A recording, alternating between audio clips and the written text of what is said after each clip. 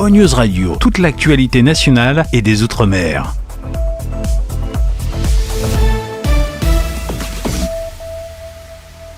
Caro Keraland présente Caro Coco Park, votre parc de loisirs et de détente. Jardin créole, toboggan géant, activités aquatiques et terrestres vous apporteront à la fois sensations, adrénaline et décontraction. Régalez-vous dans son restaurant, le Coco Blue, ou dans l'un de ses snacks. Partagez des émotions fortes dans la zone de jeu Coco Game, où Escape Game, réalité virtuelle et maison de la peur vous offre un 3 en 1. Fêtez vos meilleurs événements avec Caro Coco Recept dans nos espaces privés lounge. Séjournez chez Caro Coco Lodge, des hébergements de charme, proches de la plage ou du spa. Caro Keraland, le cœur de tous vos loisirs. Réunion Actualité.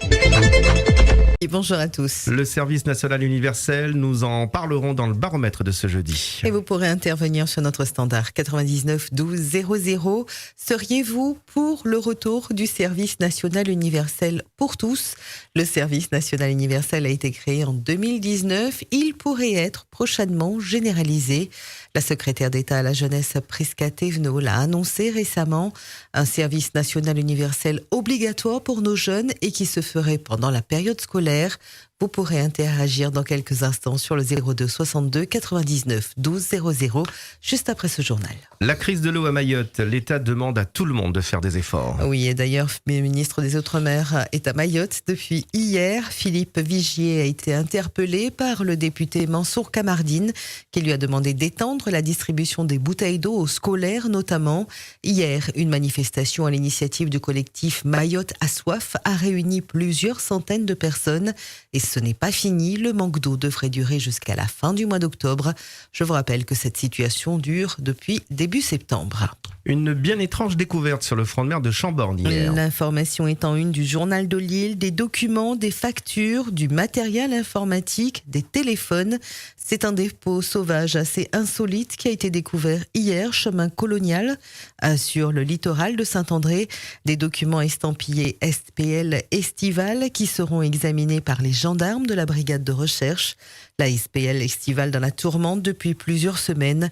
Nul doute que cette découverte de documents sera prise très au sérieux par les enquêteurs. Restons dans l'Est avec un conseil municipal sous tension hier à Saint-Benoît. Climat tendu entre le maire Patrice Célie et l'opposition. L'état des routes et des écoles de la commune a fait débat. Patrice Célie a été interpellé par Philippe Leconstant et Jean-Luc July sur la SPL Estival.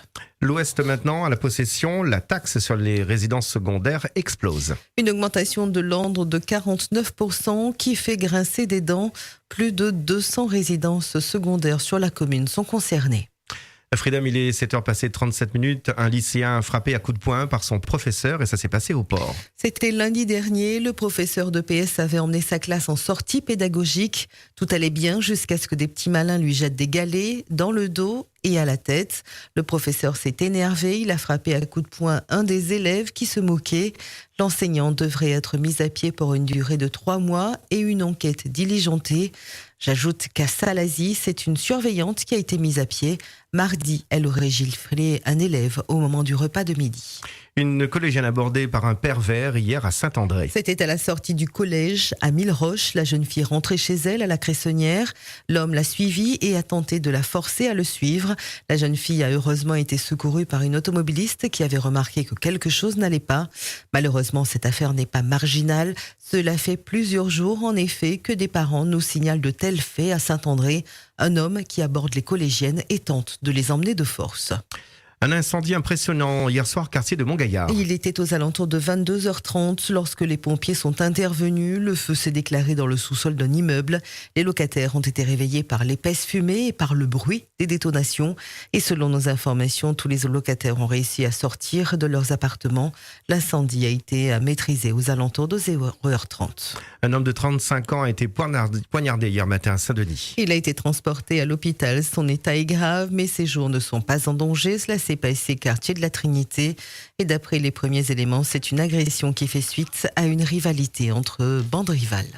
insultée, injuriée gratuitement. Cette tamponnaise était remontée hier soir lorsqu'elle nous appelait. Encore une histoire d'incivilité au volant. Elle, son mari au volant et sa fille ont violemment été insultés et de manière totalement gratuite. C'est ce qu'elle raconte. L'auteur serait un jeune conducteur de camion des noms d'oiseaux, juste pour un regard. Je voudrais lancer un appel concernant la violence verbale et gratuite au volant. On est allé chercher mon mari, ma fille avec moi, et j'avais ma petite fille dans la voiture. On est descendu 14e kilomètre au tampon. Il y a un jeune homme qui était avec un camion. Il s'est permis de couper devant une voiture et en arrivant à notre hauteur, puisque nous on était au stop, ce monsieur s'est permis d'insulter, de crier après mon mari, pourquoi vous regardez à moi comme ça? Et que monsieur le regardait pas, ça lui concernait pas, quoi. Il s'est permis de nous insulter, d'injurier. Il a dit des gros mots, des méchancetés gratuites. Il nous a insultés, il a crié après ma fille, il a crié après moi. Et je lui ai dit, s'il n'est pas content, il sort dehors et qu'il vient me taper dedans. Il n'a pas le temps avec les femmes, lui, c'est les hommes qui veulent. Franchement, jusqu'à maintenant, je suis remontée, j'ai dit, moi j'ai 40 ans de permis, j'ai jamais fait ça. Tout ça pour un regard.